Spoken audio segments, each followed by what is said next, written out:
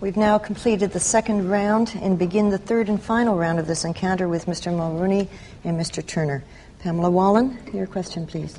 I'd like to, I guess, stay on the topic for a while, at least of issues of interest to women, but I think it is much broader than that, and I want to bring it back to the free trade question. We've heard this evening about job creation for women and about the best social program being a job, but women feel particularly vulnerable under the free trade deal in industries like the service sector and in certain parts of the manufacturing industries as well, the manufacturing sectors. We've heard as well about the differences in rules that apply in the United States, which make it perhaps attractive for Canadian companies and for jobs in general to flow south as opposed to staying in Canada under this deal. Mr. Turner, and again the comments later from Mr. Mulroney, if we could, what kind of specific rules could you envision to ensure that X number of jobs and jobs in which women are mostly vulnerable stay in this country under free trade if that arrangement goes ahead? Well, the difficulty is that in most of the industries that are vulnerable under this trade agreement, textiles, electronic, services, women are the majority of employees, and therefore women are primarily vulnerable under the trade deal. And they know it. And I've said to Mr. Mulroney, what is he going to do by way of adjustment program? He announced one in the House of Commons, and then the Minister of Finance contradicted him. I am saying that this whole trade deal, and we haven't had a chance, Madam Chair, to explore it as fully as I think we should have. This whole trade deal leaves us with a whole set of people, primarily women, who aren't going to protect it, but we get down to some fundamental questions. Why, and the Prime Minister hasn't answered this really in 5 hours of debate. He hasn't answered why he changed his own personal mind against a bilateral agreement with the United States. He hasn't answered why, when he didn't get secure access, as he admitted last night, he didn't get secure access to the American market, why he didn't pull out. He hasn't answered the question. He hasn't answered the question why he didn't ask for an exclusionary clause in the deal to ensure that when the definition of subsidy was being negotiated under the deal between Canada and the United States, social programs weren't excluded and regional economic equality programs weren't excluded. He hasn't answered these issues. And by allowing national treatment of Americans in Canada without any screening limits on investment, he has allowed Americans to capture our industry, capture the future of high-tech and information in this country. Services industries is where it's all going to be at, and the Americans can't believe their good luck. No wonder the Senate of the United States passed this deal in one day. No wonder the House of Representatives passed it in one day. No wonder President Reagan said that this is the fulfillment of the American dream. We gave away our energy. We gave away our investment. We sold out our supply management and agriculture, and we've left hundreds of thousands of workers vulnerable, and women particularly vulnerable because of the social programs involved, because of the minimum wages that we'll have to start to compare and harmonize, because of the fact that they're in the vulnerable industries. And really, I think the time has come, after 5 hours of debate, for the Prime Minister to really answer those questions and tell us why he is where he is and why he didn't pull out when he didn't get what he thought he should have got. I have answered, Mr. Turner, every conceivable question that has been put to me, both in English and French, directly, on national television, and I don't think I need any lessons from you, sir, about answering questions. That question is put, I give my answer, and I'll let the panelists or the public decide. The question was put by Ms. Wallen in regard to the impact on women. I would ask that perhaps you set aside your opinion and set aside mine. This was the question that was asked. I'm entitled to comment on it, I gather, Madam Chairperson. You are, Mr. Mulroney. Well, as that Judith Maxwell, who is a woman, who is the chairperson of the Economic Council of Canada, she forecasts that there will be a creation of some 250,000 new jobs under the Free Trade Agreement during its implementation period, and that there will be in these various sectors, particularly the service sector, brand new opportunities for women. She forecasts this as being a major new initiative that will benefit, among other people, women. Now, with regard to the question that Ms. Wallen raises, any impacts, and there will be, there are sectors where, and I think even the Economic Council of Canada spelled it out quite clearly, there are sectors where the impacts on employment will be negative. Well, in that case, we have employment adjustment programs now But to be absolutely certain that we have done more than that, I asked a national commission chaired by one of Canada's most outstanding people, Jean de Grandpré of Montreal, to examine all of the adjustment requirements and to bring forward, particularly, for example, in regard to the effects that might exist upon women, and to bring forward any new programs that exist around the world or in North America or elsewhere that could be of benefit to us if required. We are anticipating his report. Although we do have a lot of adjustment programs now, clearly they could be improved upon. Although the forecasts are all positive in regard to employment prospects for free trade, it may very well be that Mr. de Grandpré's National Commission will come forward with some brand new ideas, in which case I'd be happy to I bet the entertain Prime Minister is relieved that Mr. de Grandpré hasn't come forward with this report so we can examine it. Because while the Economic Council of Canada continues to scale down its employment opportunities, now to 250,000 over 10 years, the Conference Board of Canada, also friends of the Prime Minister, have scaled it down to 125,000. His own former Minister of Employment, Benoit Bouchard, said there would be a loss of 500,000 jobs.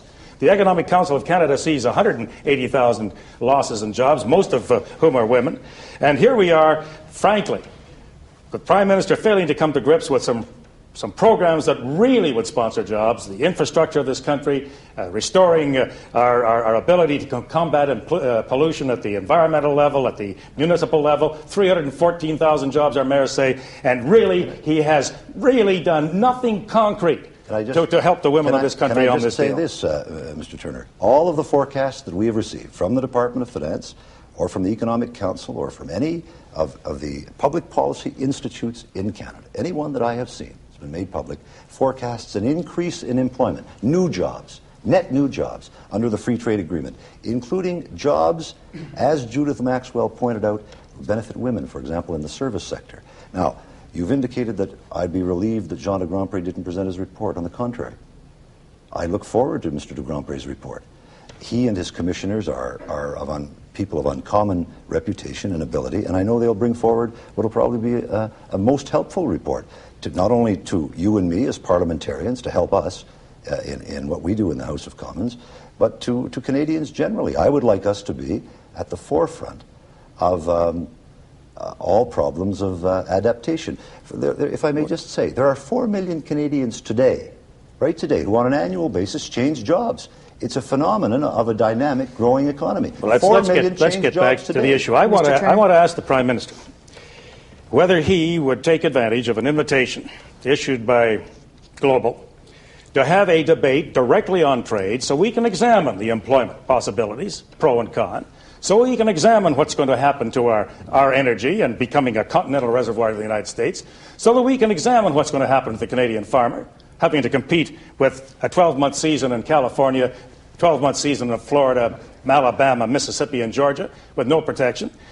I want the Prime Minister to really say to me, look, we may differ on our views about the trade deal, but it is such a radical change in direction, and 70% of Canadians say they still don't understand it fully.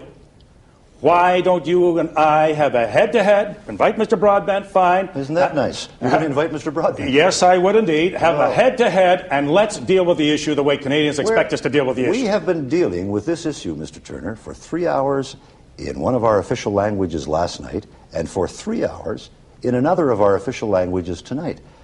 It seems to me you were very gracious to decide that you might include Mr. Broadbent. He'll be relieved to hear that. Let's not get sarcastic. He has a perfect right to be there. Well, of course he does. Yeah. We are in the process of completing tonight the 6-hour marathon debate on all aspects of all problems of our national life, including, obviously, the free trade agreement.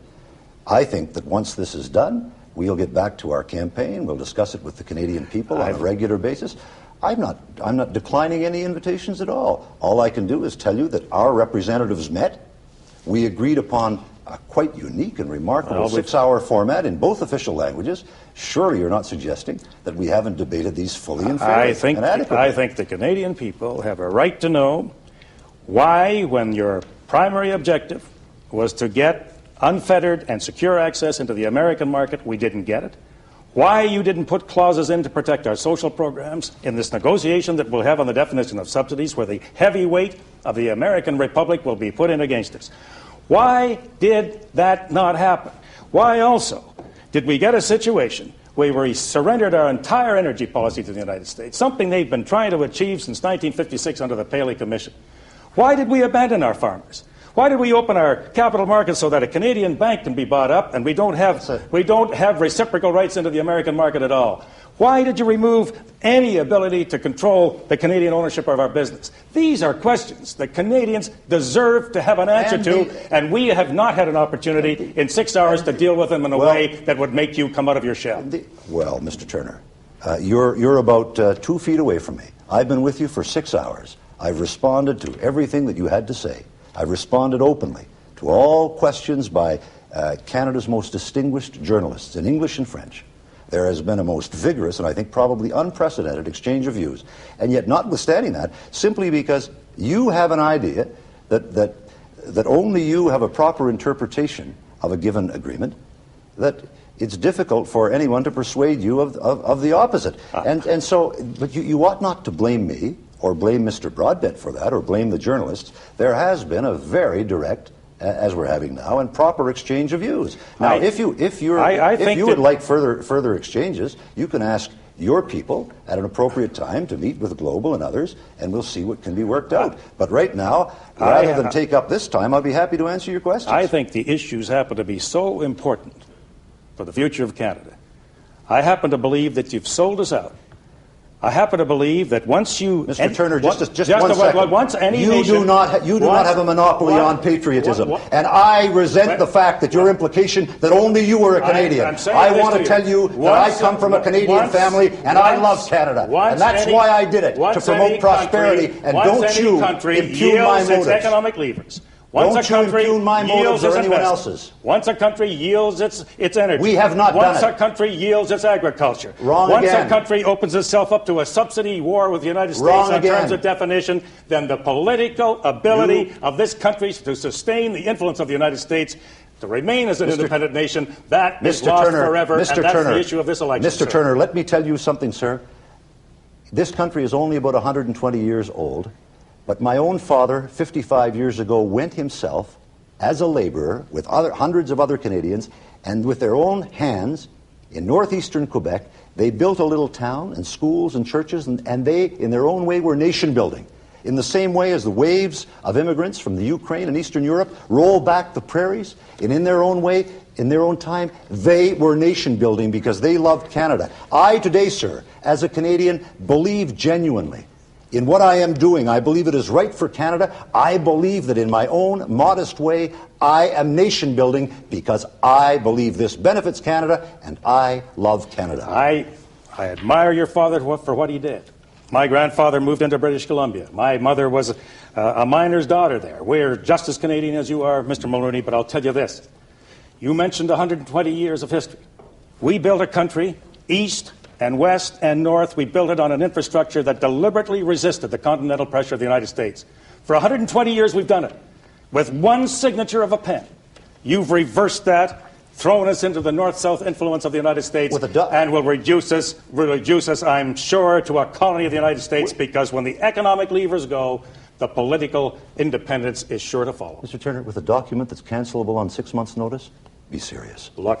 Be serious. Cancelable. You're talking about our relationship with the United States. Once that commercial document that's cancelable on 6 months' notice. Commercial document. That document relates to treaty. It relates to every facet of our life. It's far more important to us than it is to the United States, sir. Far more important. Please be serious. Well, I am serious, and I've never been more serious in my life. Please. Gentlemen, we'll move on to the next question from Doug Small, please.